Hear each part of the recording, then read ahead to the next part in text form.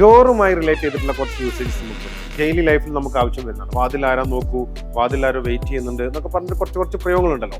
ഇത് ഇംഗ്ലീഷിൽ എങ്ങനെയാ എന്നുള്ളത് നമുക്ക് ഇന്നും നോക്കാം. ഒന്നാമത്തത് ആൻസർ ദ ഡോർ എന്നുള്ള പ്രയോഗമാണ്. ആൻസർ ദ ഡോർ എന്ന് പറഞ്ഞാൽ വാതിലൊന്ന് തുറന്നു കൊടുത്തേക്കൂ, വാതിൽക്കൽ ആരാന്ന് നോക്കൂ എന്നൊക്കെ നമ്മൾ പറയുമല്ലോ. അതിനാണ് ആൻസർ ദ ഡോർ എന്നുള്ള ഒരു പ്രയോഗം. Would you please answer the door എന്ന് പറഞ്ഞാൽ ആരോ വന്നിട്ടുണ്ട്, വാതിലൊന്ന് തുറന്നു കൊടുക്കോ, അല്ലെങ്കിൽ വാതിൽ ആരുള്ളത് നോക്കോ എന്നാണ് അതിന്റെ അർത്ഥം. മറ്റൊരു പ്രയോഗമാണ് നോക്ക് ദ ഡോർ എന്നുള്ളത്. നോക്ക് ദ ഡോർ എന്ന് പറഞ്ഞാൽ വാതിൽ മുട്ടുക എന്നുള്ളതാണ്. Somebody is knocking the door എന്ന് പറഞ്ഞാൽ ആരോ വാതിലിൽ മുട്ടുന്നുണ്ട് എന്നാണ് അർത്ഥം. മറ്റൊരു പ്രയോഗമാണ് അറ്റ് ദ ഡോർ എന്ന്. അറ്റ് ദ ഡോർ എന്ന് പറഞ്ഞാൽ വാതിലിന്റെ അവിടെ ആരോ വെയിറ്റ് ചെയ്യുന്നുണ്ട്, വാതിൽക്കൽ ആരോ വെയിറ്റ് ചെയ്യുന്നുണ്ട് നമ്മൾ പറയുമല്ലോ. അതിനാണ് അറ്റ് ദ ഡോർ എന്ന് പറയാം. Somebody is at the door എന്ന് പറഞ്ഞാൽ ആരോ വാതിലിന്റെ അവിടെ വെയിറ്റ് ചെയ്യുന്നുണ്ട് എന്നാണ് അർത്ഥം. മറ്റൊരു പ്രയോഗമാണ് നെക്സ്റ്റ് ഡോർ ടു എന്നുള്ളൊരു പ്രയോഗം. He lives next door to us എന്ന് പറഞ്ഞാൽ അവൻ ഞങ്ങളുടെ തൊട്ടടുത്ത വീട്ടിലാണ് താമസം എന്ന് നമ്മൾ പറയുമല്ലോ. അതിനാണ് ഈ നെക്സ്റ്റ് ഡോർ ടു എന്നുള്ളൊരു പ്രയോഗം. He lives next door to us.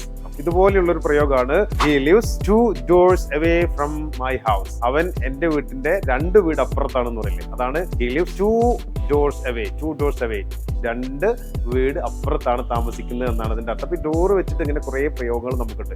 അങ്ങനെയാണെങ്കിൽ അവൾ എന്റെ വീടിന്റെ 3 വീട് അപ്പുറത്താണ് താമസിക്കുന്നത് എന്ന് എങ്ങനെ പറയാം? ഒന്ന് കമന്റ് ചെയ്യൂ കേട്ടോ.